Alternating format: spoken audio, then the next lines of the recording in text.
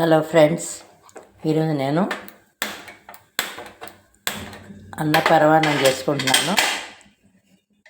Stove వెలిగించి పాలు పెట్టుకొని బియ్యం కడిగి పాలల్లో వేసి బాగా ఉడికించాలి. పాలల్లో బియ్యం బాగా ఉడుకుతున్నాయి, బాగా మెత్తగా కావాలి.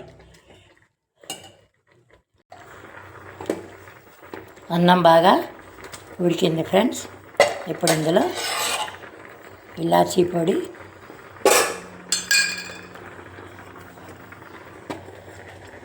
బెల్లం వేసుకోవాలి.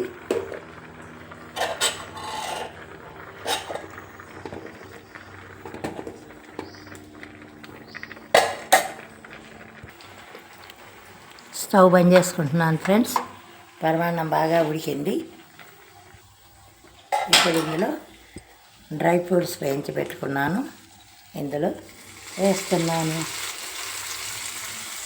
అంతే ఫ్రెండ్స్, ఎమ్మి అన్నం పరమాన్నం రెడీ.